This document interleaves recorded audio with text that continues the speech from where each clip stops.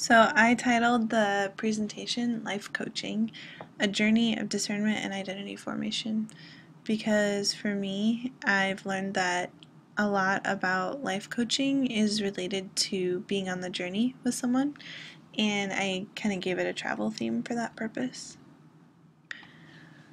Just to introduce a little bit about my own journey, I was a nursing major in my undergrad, and through that, the Lord kind of oriented me towards the mental health side of nursing. And then I began to be interested in counseling and then the student development part of counseling. From there, He refined it a little bit to some things I've been learning about strengths and strengths coaching and just valuing calling out the strengths in others, but also viewing weaknesses through the lens of that. And then just leading into this experience of life coaching has been really, it just seems like it's flown, excuse me, it's flowed really well from a place of strengths, empowerment to others, to understanding the holistic picture even more through coaching. And one of the ways that I plan to apply coaching is to actually at a population that I imagine is pretty unexpected for life coaching, which is actually just a more inner city, rough population. That's a population I feel very much in love with, and I don't know, I'm excited about applying some of the principles of coaching to some of my relationships in the inner city, and I've already seen some fruit from that. So my definition of leadership is that true leadership is the overflow of a grounded and humble confidence. It is often evidenced in assertive interpersonal interactions that empower others to live more fully into their own identity and strengths. And I know that sounds a lot like an ideal definition because there are lots of leaders who don't lead from the overflow of a grounded and humble confidence. And I don't want to miss out on the reality of leadership in people just because this is what I think the ideal is. But at the same time, as I see leadership qualities in others, I think that it's possible to link that to this true definition and kind of even call that leadership to a higher standard at times. It's also been influenced by Christ's example. We see Him leading in a lot of assertive ways that sometimes seem really bold and almost abrasive at times, but it's from a place of confidence in who He is. And John Wesley had this idea that with the Beatitudes that start with being poor in spirit, he saw them as a progression, and that you start with being poor in spirit and then work your way up through the other ones as kind of a trajectory, which is interesting because it ends at persecution.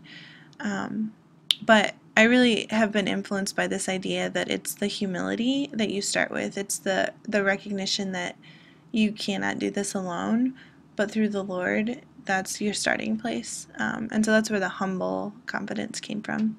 And then I've been in nursing leadership classes before that have talked a lot about the difference between being a leader, which anyone can be, and then having like a specific nurse, manager, or whatever position. And I really appreciate the understanding that leaders can be in any circumstance. And then I actually taught a class the last 2 semesters on servant leadership, and so I think I've also been influenced quite a bit by the understanding of just being able to serve and love others and empower others through leading. With the practice of coaching, I was thinking about some of the ways I really think it should be exercised. I know I just said should, but one of the ways it can be the most empowering to be exercised. And some of the trademark virtues that came to mind were patience, because you are walking on a journey with a client and you are going to probably need patience. Generosity, just giving them just being generous with them, being gracious, giving them the opportunity to be held to that standard of wholeness, or to live up to it. Inquisitiveness, which I think is similar to the curiosity principle. courage to be bold and to go places where the client may not actually want to go.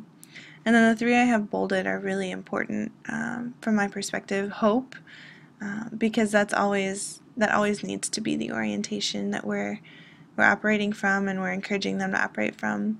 Humility, because it isn't about us. And then love, because that's the heart of everything, really. And getting to operate from a place of love is huge, especially in such a vulnerable situation. I think coaching is unique as compared to counseling or mentoring, because coaching allows the client to determine the direction a little bit more than counseling or mentoring does. It's very much about how the client comes in that day, and you follow their lead in certain instances. But it also creates space for speaking discerned items more readily. In other words, if the coach discerns something, they can literally, intrude or say, this is what I'm sensing. And I think there's a lot less space for that in counseling. And then coaching also holds the client to a standard of wholeness, which I really like. I just see a lot of good fruit from that accountability, that you are whole, and I'm not going to pretend that you need to be held to anything less than that. So thinking about the different settings that counseling or that coaching is appropriate, there's obviously the formal setting, and I think that that's mainly what we're learning about, because there are strict boundaries, and those are helpful boundaries. They're really good for allowing the client and the counselor or the coach to serve each other well. But I think a lot of the coaching principles can also be applied outside of a formal setting, because honestly, I think the reason coaching works is because it's a way of interacting with one another that is life-giving, and I just see a lot of biblical principles in it too. And so the university setting, obviously there are mentor relationships, or there are just empowering situations where I think coaching principles could be applied. And training, I think that I like the idea almost of apprenticeship of coaching, and I feel like that's in a sense what we're doing. So we're learning about it by the book, but we're also experiencing it, and both being coached and coaching someone else gives you insight into, oh, this technique is really helpful and helped me see something differently. And I did just have a lot of ideas, like I mentioned before, about ways of applying some of the coaching principles to relationships that I have in the inner city, and getting to hold people to a standard of wholeness that a lot of the world says they're not whole, and I don't expect them to be. I think that's just a really creative and exciting opportunity to cultivate hope. The coach and client relationship is really important. It's important for it to be confidential, but also for the coach to be able to be direct, and the client to be able to be direct. I really think it should be rooted in compassion, but again, that there should be those boundaries for allowing the client to be served well, and with respect. I just think a lot of it is based on if the coach is respecting the client and the client is respecting the coach, there aren't going to be as many difficulties with boundaries or with being direct, because directness isn't rude, it's loving, and that will be known if there's respect. Some of the foundational theories that I've explored in the past that I think really apply to coaching are narrative therapy, which I know the Storyline book is really based on an understanding of story, obviously, and allowing clients to kind of get outside of their own limitations and see their story as something that can be grown and changed, and looking at the different characters and ideas. Also, strengths-based theories, again, holding the client to just that wholeness, I think, is very much about understanding that the client has strengths and has things to contribute, and just speaking from that place. Choice theory, I think, is also key, because when you're allowing the client the space to know that they have choices and that they have the ability to even determine the direction of the coaching session, I think that's empowering to them. And then I really like the cognitive behavioral theories as applying to coaching, because I think it speaks into the ability to both think about things and also challenge them to act through that, and to then to reflect on what those two come together as. So for me, the philosophical integration piece is really huge, I think, and one of the foundational parts of that is this idea that the formation of identity happens through our habits and practices. So basically, our habits and practices form and shape us into certain kinds of people. And so within that, this idea that we are, at our core, we're not thinkers, but we're lovers. And we are oriented to loving someone or something. And it's just our habits and practices kind of show us what it is that we love.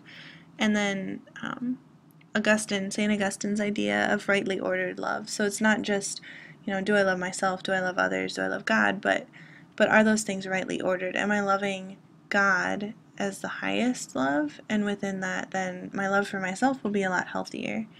And I think being intentional with those practices then can form us into certain kinds of people. And so this is helpful with coaching, because it helps us see, okay, if I value this, then I want to live into that more, so I can choose the habits and practices that are shaping me into the kind of person that aligns with my values.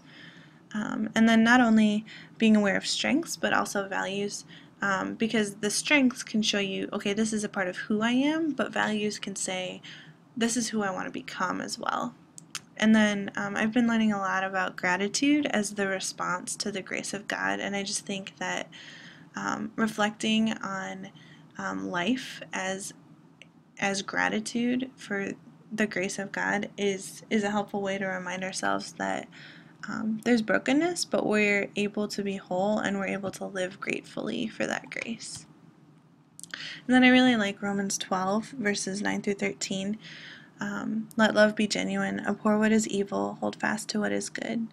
Love one another with brotherly affection, outdo one another in showing honor. Do not be slothful in zeal, be fervent in spirit, serve the Lord. Rejoice in hope, be patient in tribulation, be constant in prayer. Contribute to the needs of the saints, and seek to show hospitality. I just think that this as kind of an underlying, just virtue-driven foundation for coaching is key, because it's not just about okay, help them get to the right answer, but it's about rejoicing in hope, which reminds me of dancing in the moment, or being patient in the tribulation, and just working with clients. So speaking a little bit from my personal experience, I've learned that discernment is both having eyes to see something, like a problem or a strength, but also having ears to hear what to do with what you've seen. So it's not just like, oh, I see this. It's, okay, Lord, now that I see this, what do you want me to do? Do you want me to speak this to the client? Do you want me to hold them to this? Things like that. Also, the difference between manipulating the client to the right answer versus collaborating with them. I think that's a really key important thing, and I've had kind of the negative end of that sometimes, so it's empowered me to be more collaborative. And then viewing this again as the process and the journey, and not just about getting to the right answer, not just about experiencing an outcome, but really the client being invested in that process, which has the power to then value their discernment or invalidate their discernment based on how that goes. So, with assessing situations based on what I've been saying, using discernment is key, being rooted in love and humility, being journey-oriented and collaborating with the client, and then again having hope, because obstacles are not a deal breaker. The kingdom of God comes through suffering and death, and then there's the resurrection, and that's the power of our story. I think coaching is huge because of that standard of wholeness, because it allows clients to press into hope through the darkness and the light, and just the journey again. So Yes.